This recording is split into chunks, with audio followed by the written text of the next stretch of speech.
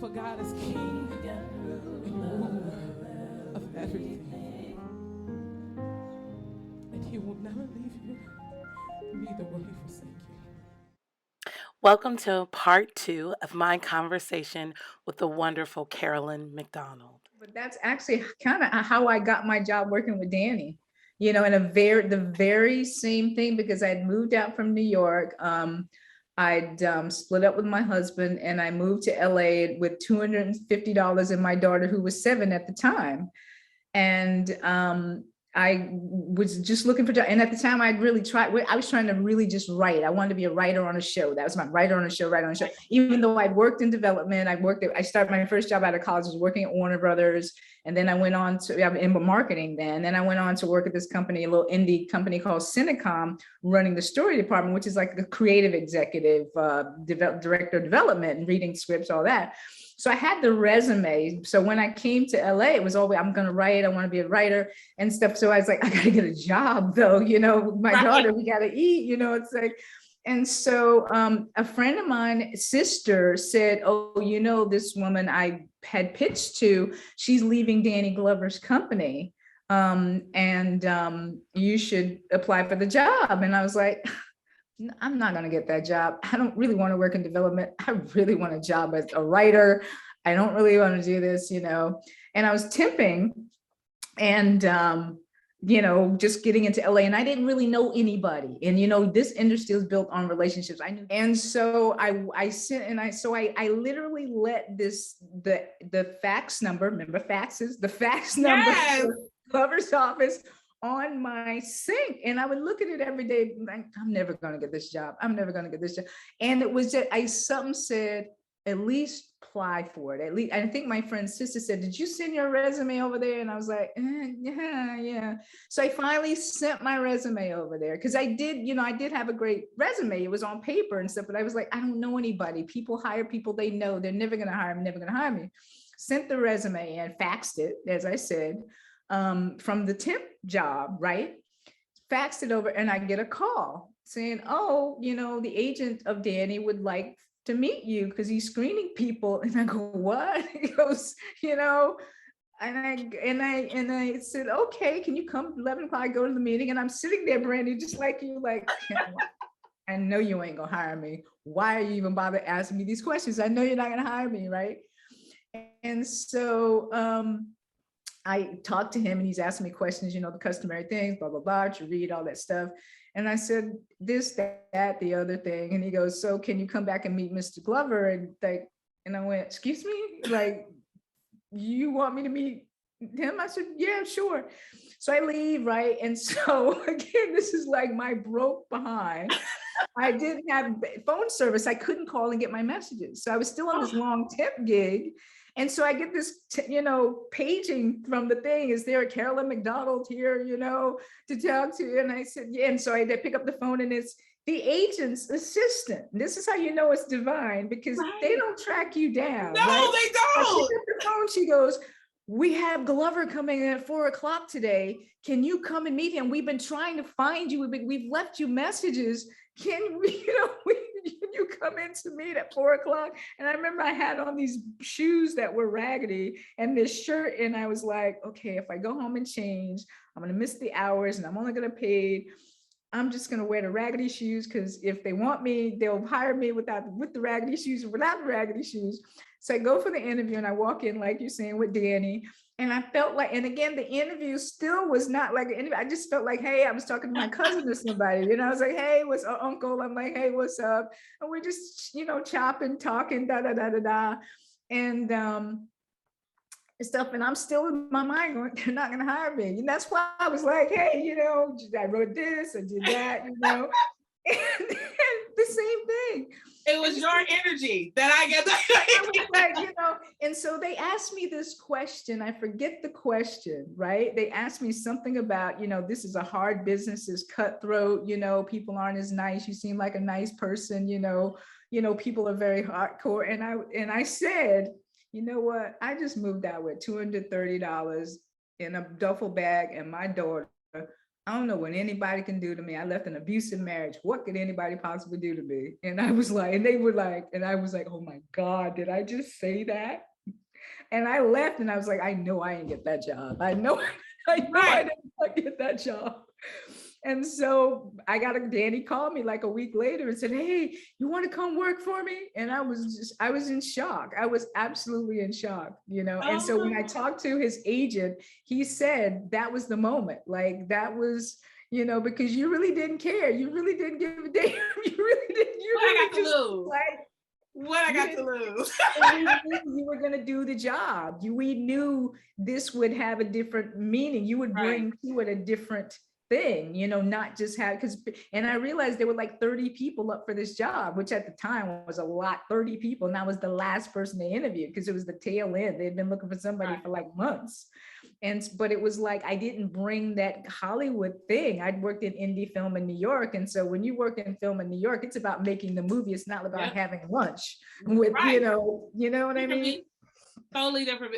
I get it. Like, I love that is your story. Now my story doesn't feel so, like, I understand like that grit. I understand like what it meant, because for me, I shared with a friend, I was like, I don't think I'm going to start doing, I'm not going to lead out with reluctance anymore. I was like, Freedom Song was the thing that taught me, like, look, if you get an opportunity, seize the opportunity. Because she said, you got to leave it. To say, I mean, I look back on that and I look at that, you know, in terms of, you know, just kind of like spiritual energy. It's like, it's not that you didn't want a job or to fulfill your mission. It's just this particular situation you didn't understand or believe, you know, the scope of what it would be in the larger picture. So like when I got there and I realized, and it was just like, okay, now you have to do all the things that you had been training for. You know how to study for a role, but I hadn't done film. So it was between Selena and Sylvia and Kashka and Diane. They were like, Denise. I'm looking at my notes and they're like, when you get camera time, this is what you're supposed to do. And they're like giving me all of these things. And I'm like, so what? I don't know. Like, am I supposed to say this or am I, you know, and they're just like, make sure you sit there. Don't carry heavy stuff. Because if you got to do a take over and over again, you got to carry heavy stuff. They didn't tell me that before I picked up the fan in the SNCC office, but it was just like little things that people that were working were like, I was so green. And even like the rest of the actors were amazing. Like from your perspective and you're teaching other students, like what are you showing them or how are you telling them how to navigate through this new space?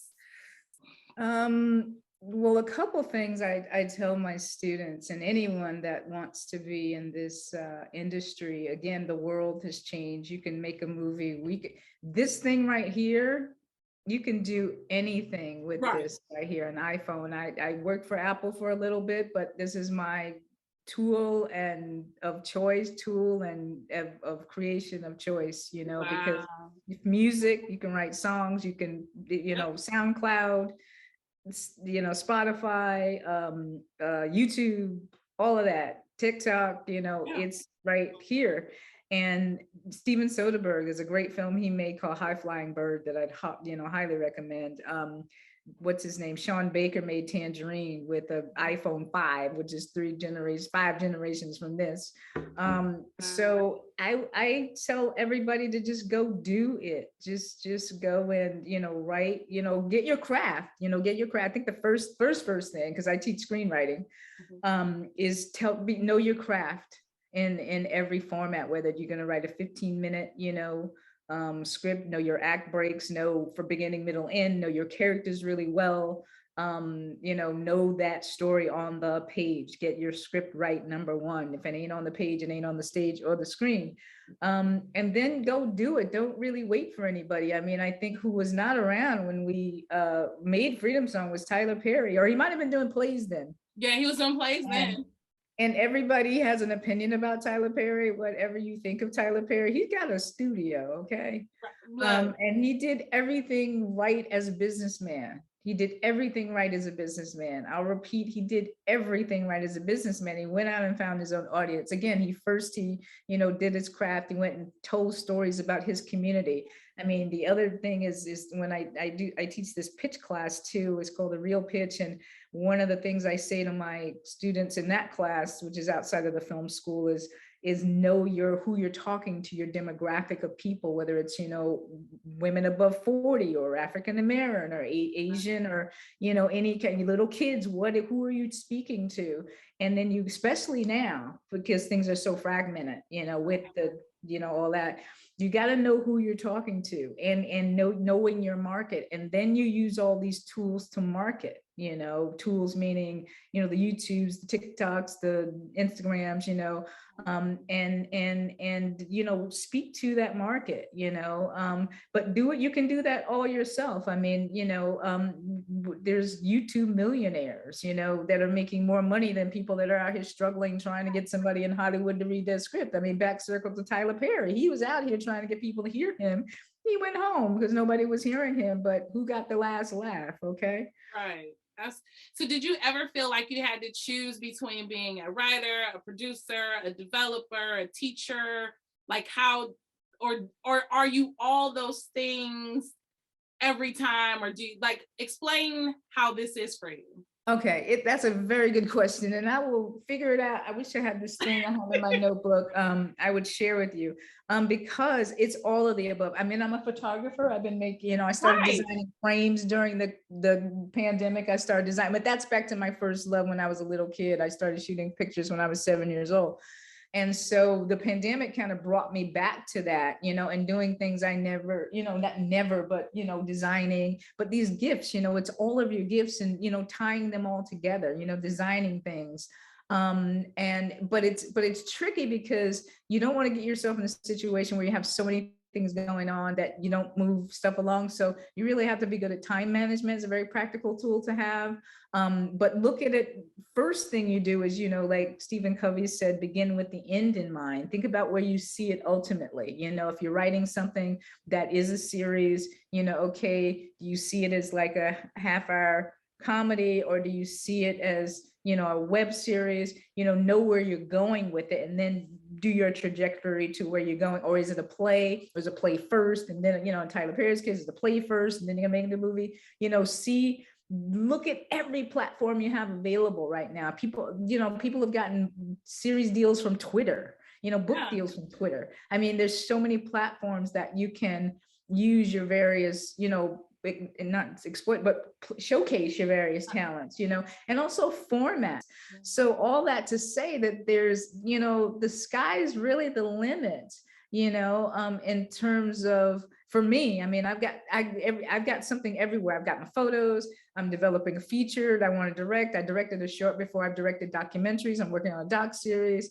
And it's like the thing that I dislike about the film industry, the traditional film industry, is the waiting, for somebody to either give you permission or tell you it's good, So while they're over there, like, I got pictures I can take, I got frames I can make, I got, podcasts I can do. I've got this book of essays I've done as audio stories, but it's just really, I teach, workshops. I teach at New York Film Academy, screenwriting, like I said. So I'm just all of those, and I got to, speak to the psychology of that. It's like people sometimes get stuck, and I'm going to tell my story, but because I'm sure I'm not alone. Maybe, I'm sure I'm not alone, is that you have this stubbornness. It's like, I'm going to do a feature. I'm going to do this feature. It's like, you may be waiting 10 years before you get your feature made, or what. So in that time, look at other places and other formats. I had a friend in Nashville that had a script. She had a feature film script, couldn't get money for it. She wrote it into a novel, got a novel. I think she published it herself. Then she turned around and made a podcast series similar to like what I just said, a drama podcast. And so went back to the script to broke it up into episodes and made, she's got 2 seasons of this podcast now. So it's like all that to say, these platforms, it's about storytelling at the end of the day. And whether it's in one frame of a still photo, or whether it's on a podcast in 25 episodes, or whether it's in a feature film 90 minutes, or a limited series on Netflix. It's about storytelling, and you have to figure out or think through, meditate on what's the best way to tell your story, what's the and get it to the audience, and speak to those you want to talk to. And we're going to continue talking to the wonderful Carolyn McDonald. See you soon with part 3.